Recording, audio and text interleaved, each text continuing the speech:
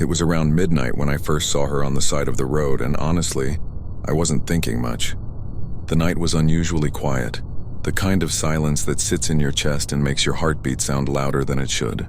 I had just left a friend's place about 40 minutes outside the city, on that winding stretch of highway that snakes through the trees and farmland. The air smelled like wet asphalt and fallen leaves, sharp and metallic, and my car headlights barely pierced the dark. I wasn't expecting anyone to be out there. This road was practically abandoned, but then I saw her, standing with her thumb out, shivering under the dim glow of a crooked streetlight. At first, I thought she was just another late-night traveler, but something about her felt off. She looked way too pale for someone standing in the cold without a jacket, and her clothes were strange. Not anything I recognized, more like an old-fashioned dress, faded and torn at the hem. I slowed my car and rolled down the window. "Hey, do you need a ride?" I asked, trying to sound casual. She nodded silently and climbed in without a word, her movements stiff and deliberate. I caught a whiff of her, like old perfume, floral but cloying, the kind that sticks in your nose and throat. I glanced over and tried to make conversation, but she didn't respond, just stared out the window, her dark hair falling over her face.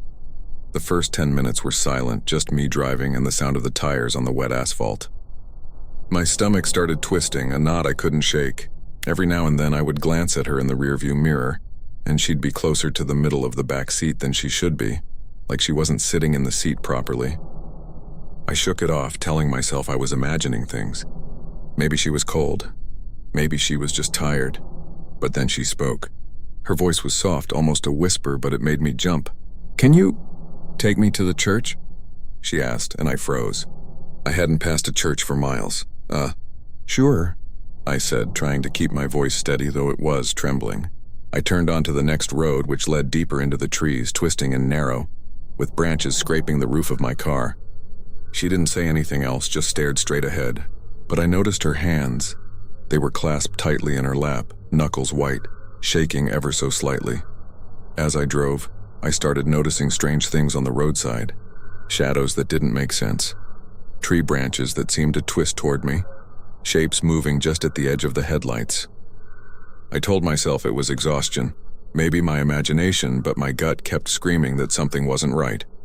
Then I saw it. A figure standing in the middle of the road, illuminated only by the faint moonlight filtering through the trees. I slammed on the brakes hard in my throat, but the figure vanished. No sound, no trace, just an empty road stretching ahead. I looked at her.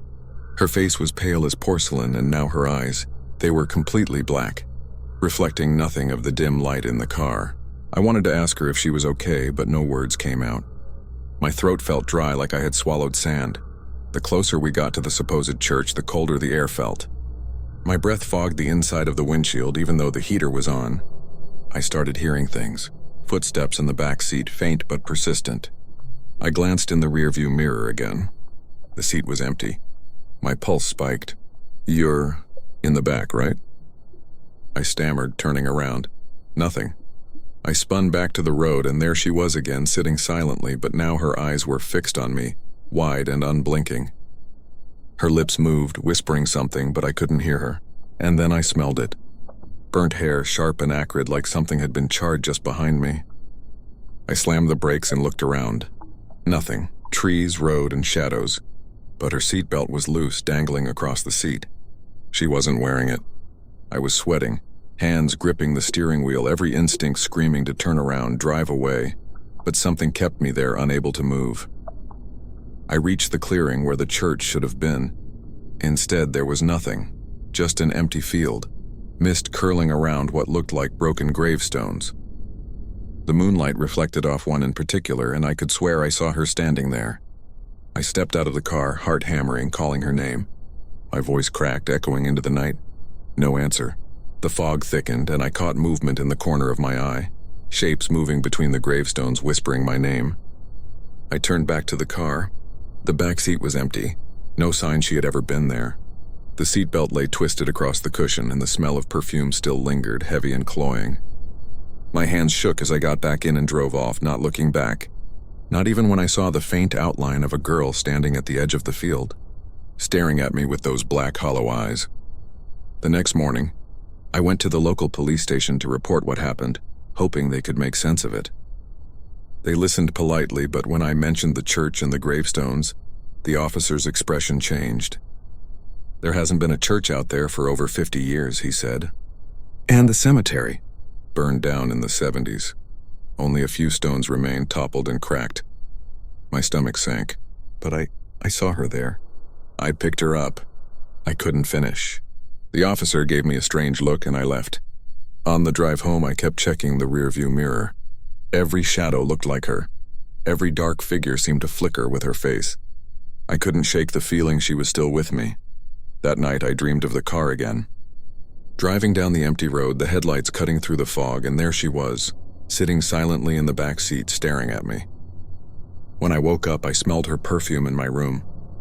I haven't been able to sleep properly since. Every night I hear faint scratching at my window, whispering my name.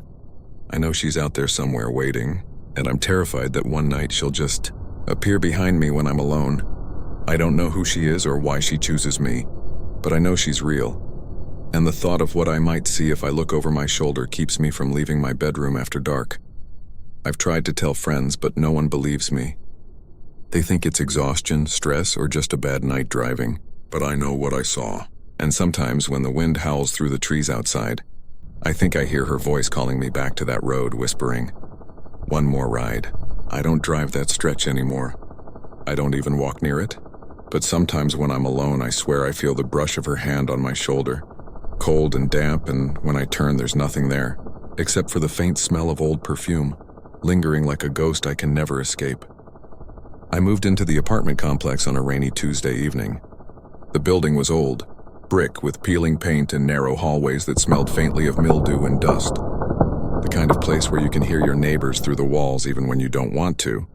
I had just gotten a new job downtown and the rent was cheap, so I didn't think twice.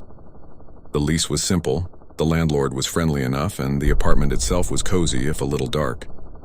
But the first night when I was unpacking, I noticed something odd, a faint, persistent tapping sound coming from the apartment above mine. It was subtle at first, like someone lightly drumming their fingers on a wooden table. I shrugged it off, figuring it was just the building settling. The second night, the tapping returned, louder this time and accompanied by soft footsteps pacing back and forth. I stood still in the kitchen, listening. The sound moved in a way that didn't make sense, sometimes quick, sometimes slow, never a steady rhythm. I knocked on the ceiling, thinking it might be the upstairs neighbor, but the sound stopped for only a moment, then resumed once I sat down. A chill ran down my spine. I didn't know anyone else lived above me. The hallway outside my apartment was empty. The landlord had told me the building was mostly vacant. Over the next few days, the noises became worse. Sometimes it was laughter, low, guttural, almost like someone humming under their breath. Sometimes it was the sound of furniture being dragged across the floor. At first, I tried to rationalize it. Maybe someone had moved in and the walls were thin. But then I started noticing other things. Objects in my apartment weren't where I left them. Small things, a cup, a pair of scissors, a notebook. I chalked it up to forgetfulness, though deep down I knew that wasn't it. One evening, I went up the stairs to the apartment above mine, planning to introduce myself or at least find out who was living there. But when I got to the door, I noticed something strange. It was old, scratched up, and the door number was faded. Worse, it was locked, and the keyhole was filled with something dark, almost like hardened tar. I knocked, no answer. I called out, nothing. That night I barely slept. The tapping returned around 2 a.m., more insistent than ever, followed by scraping sounds like fingernails on the ceiling right above my bed. I lay there frozen, heart hammering. Then I heard it, a whisper. A single sharp word spoken directly into my ear. Leave. I bolted upright, swinging the blanket around me, but the room was empty. The air was cold and the faint smell of smoke lingered. I couldn't understand it. I didn't smoke and nothing had burned. The next day I tried to ignore it. I told myself it was stress, maybe paranoia. But when I came home in the evening, I found the hallway dark and silent, except for a faint shadow at the far end just beyond the stairwell. I blinked and it vanished. I started noticing patterns. The noises only came at night, always after midnight. If I tried to leave the apartment late at night, I'd feel eyes on me, as if someone was watching from the upstairs windows. Once I saw a silhouette in the corner of my living room. Not fully formed, like a shadow someone forgot to finish. It didn't move, didn't breathe.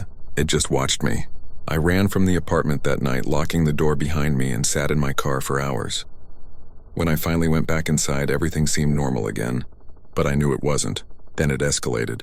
One night I woke to the sound of heavy breathing in the hallway outside my bedroom. The apartment was empty. The building was silent except for my own panicked heartbeat. I grabbed my phone and tried to call the landlord, but there was no signal. The whispering started again, low at first, almost teasing, then louder. "You shouldn't be here. You don't belong. Leave, leave." The words slithered into my mind, chilling me to the bone. I forced myself to get up, moving slowly toward the living room. That's when I saw it, the shadow. It moved with impossible speed, rising from the floor in the hallway, stretching toward me. I froze, paralyzed, as it seemed to fill the space between me and the doorway. I could feel it pressing against me, like the air itself had weight. I don't remember how I got out that night. Somehow I ended up in my car, driving away in the rain, headlights cutting through the darkness. When I returned a few hours later, the apartment looked untouched. No signs of entry, no shadow, nothing. But I knew what I'd seen. The next day I tried to research the building. What I found made my stomach turn. The upstairs apartment, number 3B, had been vacant for over 10 years. The previous tenant, a woman in her 50s, had disappeared without a trace. The landlord claimed he didn't know why the door had been so damaged, or why the keyhole looked burned. I moved out shortly after that, unable to sleep, unable to shake the feeling that something had followed me from that apartment. But even now, months later, when I'm home alone at night, I hear it. A faint tap followed by scratching and then the whispering. Sometimes it's my name. Sometimes it's that same word. Leave. I've had to check my apartment constantly, doors, windows, even corners that don't make sense. I've started seeing shadows moving where there shouldn't be any. I've learned not to ignore the noises anymore. They're not random. They're warnings, or maybe invitations. The worst night came about 3 weeks after I moved out. I was visiting a friend in the same city, in an apartment only a few blocks away from the old building. Around midnight, I felt it. That cold, heavy presence, the air pressing down on my shoulders. I turned toward the corner of the room, and there it was, faint but unmistakable. The same shadow, elongated and dark, stretching across the floor. I swear it had a shape, a torso, arms, but no face. It whispered my name again, low and guttural. I backed away, but it didn't move toward me. Instead, it lingered, watching. When I blinked, it vanished, leaving only the faint smell of smoke and decay. I tried to tell people about it, but they laughed, called me paranoid, said I was letting stress get to me. I stopped telling anyone. Even typing this now makes my hands shake. I've changed apartments several times, but it doesn't matter. I can still hear it sometimes, especially on quiet nights. The tapping above, the soft footsteps pacing, the whispers just behind me. And every time I feel it, I know somehow it's the apartment upstairs. The empty space that shouldn't exist, waiting for me to return. I don't know what it wants, or why it follows me, but I know one thing: it's patient, it waits. And every night when the world is asleep and the shadows grow long, I feel its gaze, cold and relentless, promising that one day I won't be able to leave. I've started checking the ceilings in hotels and friends' apartments in every new place I stay. Always a tap, always a whisper, always that same warning: leave, or else. I didn't believe in hauntings or curses, not really. Ghost stories were fun around a campfire, but real life had deadlines, bills, and responsibilities. That all changed the day I moved into the old apartment on Sycamore Street. It was cheap, surprisingly large for a city rental, and in a neighborhood that felt abandoned, like it hadn't seen life in decades. The landlord seemed eager to rent it out, barely mentioning the past tenants or the rumors surrounding the building. I thought it was a good deal, until I found the room. It was at the end of a narrow hallway on the second floor, a small door with peeling paint and a rusted knob. The first time I opened it, I expected an empty storage closet, but it was a perfectly furnished room. A small bed, a desk, and a chair. Everything looked decades old, yet dustless, pristine. My first thought was, who keeps a room like this empty for so long? I checked the apartment. There was no key, no note, nothing indicating the room was meant to be used. I shrugged it off. Maybe the landlord had left it there intentionally for storage. I closed the door and went about unpacking. That night, I heard scratching. Soft at first, almost polite, like someone running their fingernails over wood. I assumed it was the old building settling, but then I heard a creak, the floorboard inside the room. My heart skipped a beat. I hadn't unlocked it. I forced myself to ignore it, telling myself it was imagination. Sleep didn't come easy. Every time I drifted off, I swore I heard breathing, shallow, irregular, coming from the locked door. I told myself it was a neighbor, a cat, anything to rationalize it. The next day, curiosity got the better of me. I tried the knob. Locked. I rattled it. Locked. Nothing in the hallway suggested it could be unlocked from the outside. I went to the landlord asking about it. He hesitated, a shadow passing over his face. That room? It's been locked for years. No one should go in there, he said, almost warning me. I laughed nervously. Why? What's in it? He shook his head, muttering something about the previous tenant, then changed the subject. That night, the scratching returned, louder, and the whispers. Words I couldn't understand, slurred and fast, coming from behind the locked door. I stopped trying to ignore it. I started recording, keeping a notebook of everything I heard. Scratching, footsteps pacing, furniture moving. One night I woke to the sound of the bed inside the locked room creaking, as if someone had lain down. The breathing was sharp, ragged, and I could hear faint murmurs, almost like someone reciting names. My blood ran cold when I recognized my own name whispered among them. I wanted to leave, but something, some twisted curiosity, kept me in the apartment. A week later, I came home to find the hallway different. The locked room's door had small scratches, like someone had clawed at it from the inside. My hands shook as I touched it. That night I heard it, the whisper, distinct, clear, calling my full name. You shouldn't have come here. The voice wasn't human. Low, guttural, hollow, reverberating through my chest. I grabbed a flashlight and pointed it at the door. Shadows shifted inside, moving in ways that made no sense. The knob rattled violently as if someone or something was desperate to get out. I spent nights watching it. The air around the door became colder, almost icy. Sometimes I'd see movement behind the door, a shadow darting, just visible through the crack at the bottom. It wasn't just a room anymore. It was alive, aware of me, waiting. I stopped leaving the apartment, stopped answering calls, stopped trying to explain to anyone what was happening. Every sound was amplified.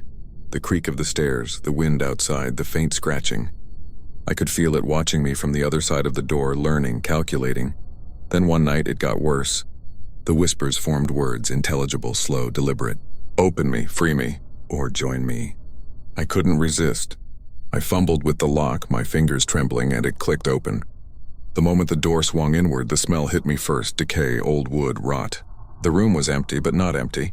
Shadows pooled in the corners, coalescing into shapes that moved toward me. I tried to step back, but the door slammed shut on its own.